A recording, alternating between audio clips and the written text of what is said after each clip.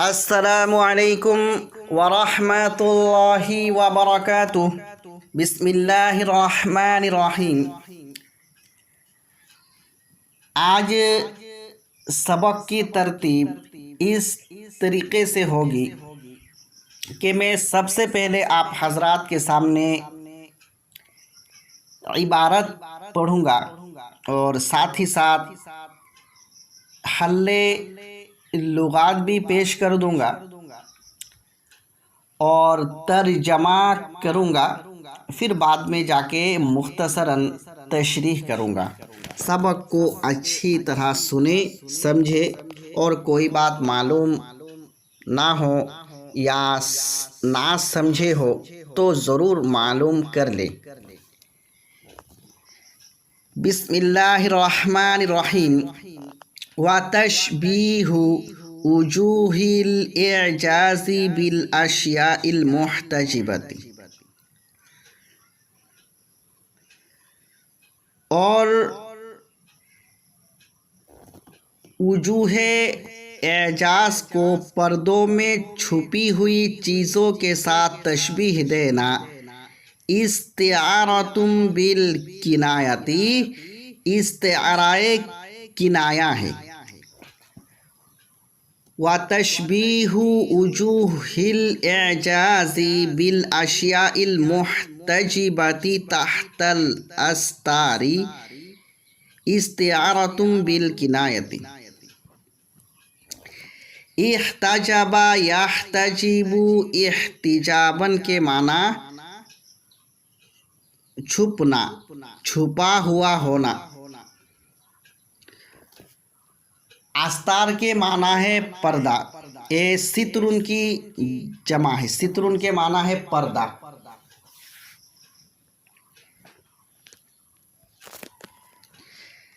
وَإِثْبَاتُ الْأَسْتَارِ، اور پردوں کو ان چھپی ہوئی چیزوں کے لیے ثابت کرنا۔ وَإِثْبَاتُ الْأَسْتَارِ لَهَا، لہا میں ہاں ضمیر کا مرجع اشیاء محتجبہ کی جانب ہے، اور ان چھپی ہوئی چیزوں کے لیے پردوں کو ثابت کرنا تخیلیۃ، استعارۂ تخیلیہ ہے۔ وذکر الوجوہ، اور وجوہ کا ذکر کرنا ایہام، ایہام ہے۔ پہلی صورت ہو گئی۔ دوسری صورت بیان فرما رہے او تشبیہ الاعجاز، یا تو اعجاز کی تشبیہ دینا ہو حسین صورتوں کے ساتھ، یا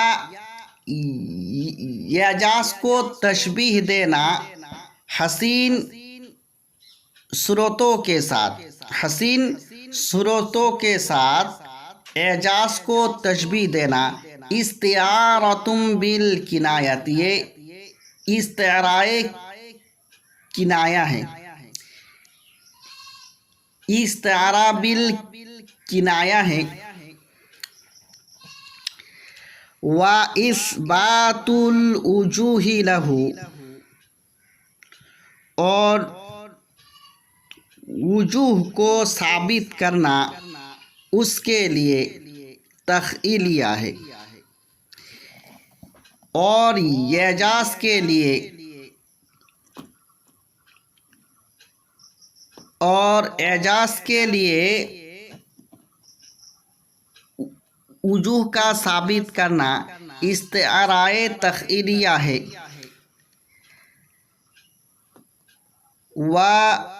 ذکر الاستار، اور پردوں کا ذکر،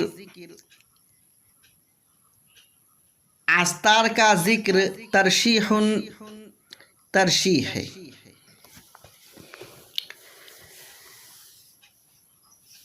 یہاں پر حضرت ماتین علیہ الرحمہ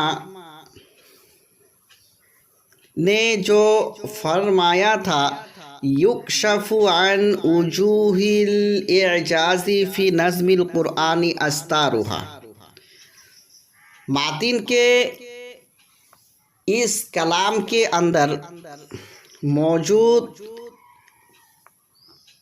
استعارات کو بیان فرما رہے ہیں شارح علیہ الرحمہ۔ تو حضرت نے فرمایا ماتن کے اس کلام میں استعارہ کی دو صورتیں ہو سکتی ہے۔ پہلی صورت یہ ہے کہ وجوہ اعجاز کو تشبیہ دی جائے چھپی ہوئی چیزوں کے ساتھ۔ تو چھپی ہوئی چیزوں کے ساتھ تشبیہ دیں گے تو یہ استعارہ بالکنایہ ہوگا، کیونکہ استعارہ بالکنایہ کی تعریف ہے مشبہ کو ذکر کیا جائے اور مراد لی جائے مشبہ بھی۔ تو یہاں پر مشبہ کو ذکر کر کے مشبہ بھی مراد لیا گیا ہے، تو یہ استعارہ بالکنایہ ہوگا۔ اور پوشیدہ اشیاء کے لیے پردے لازم ہیں، تو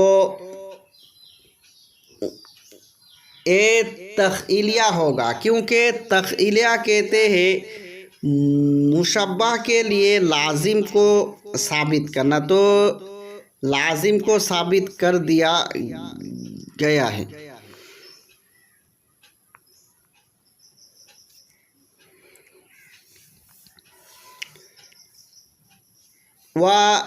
ذکر اور پھر وجوہ کا ذکر کرنا ایہام ہے۔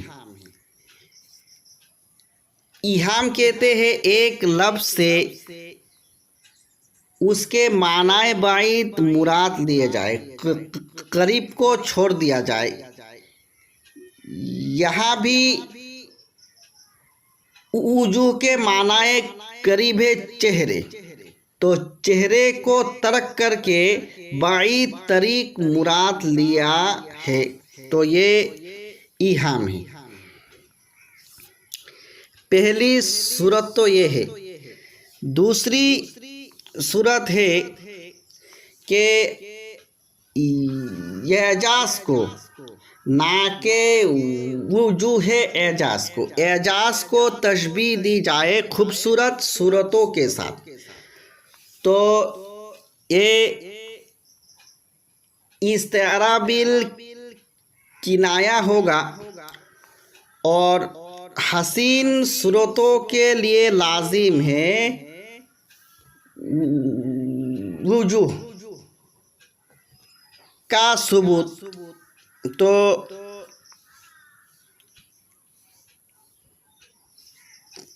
یہ تخیلیہ ہوگا۔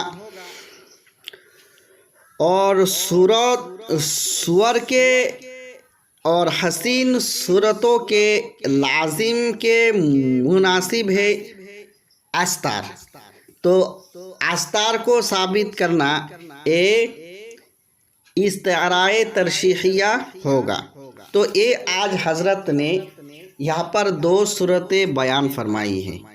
پہلی صورت تو یہ ذکر فرمائی کہ وجوہ اعجاز کو تشبیہ دی جائے چھپی ہوئی چیزوں کے ساتھ، پردوں میں چھپی ہوئی چیزوں کے ساتھ تشبیہ دی جائے، تو استعارہ بالکنایہ ہوگا۔ اور پردوں کو ان چھپی ہوئی چیزوں کے لیے ثابت کرنا یہ استعارہ تخیلیہ ہوگا۔ اور وجوہ کا ذکر کرنا یہ ایہام ہے۔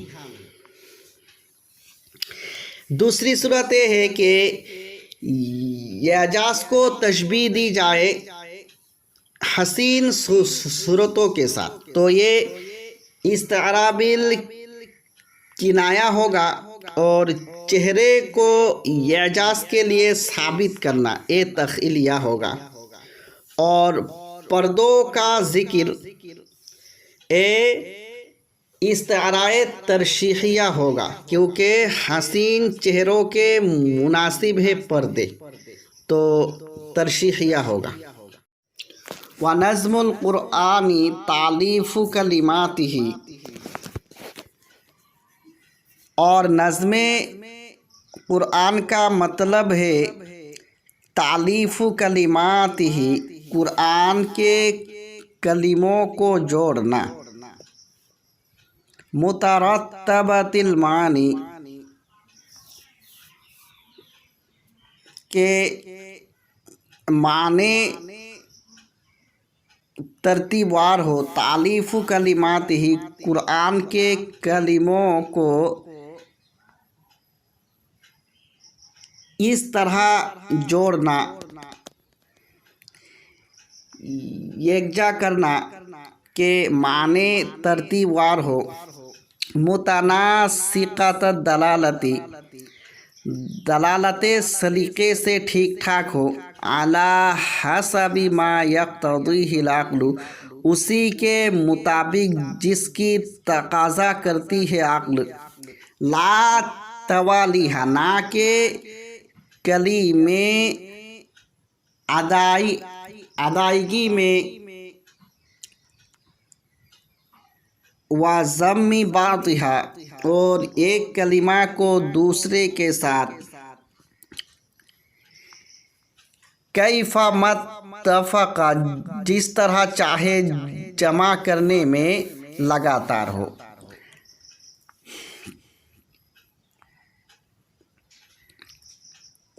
ترتب یترتب، ترتباً کے معنی ہے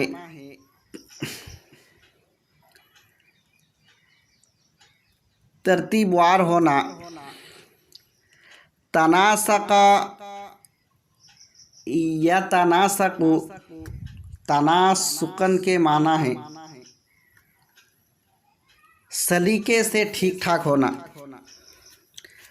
توالا توالیاً کے معنی ہے لگاتار ہونا، ضمن کے معنی ہے ملانا۔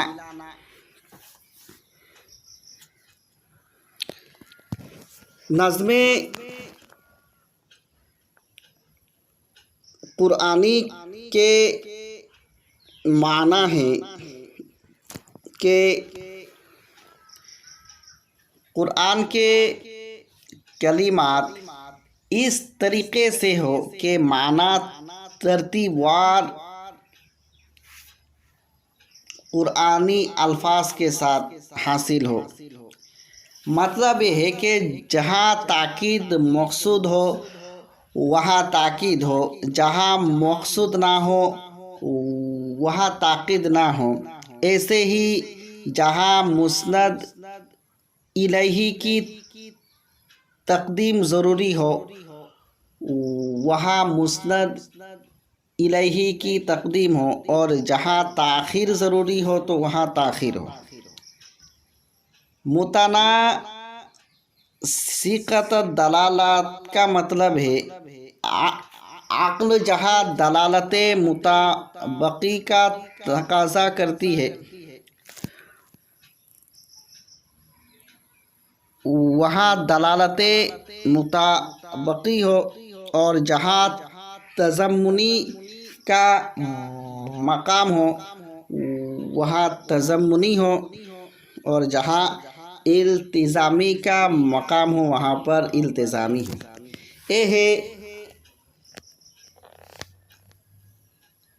آج کا سبق۔ حضرت نے معتین علیہ الرحمہ کے قول کی تشریح کی فن بلاغت کے اعتبار سے، اور نظم قرآنی کا مطلب بیان فرما۔ دو ہی باتیں آج کے سبق میں ہیں، آپ حضرات سبق کو اچھی طرح سمجھیں۔ السلام علیکم۔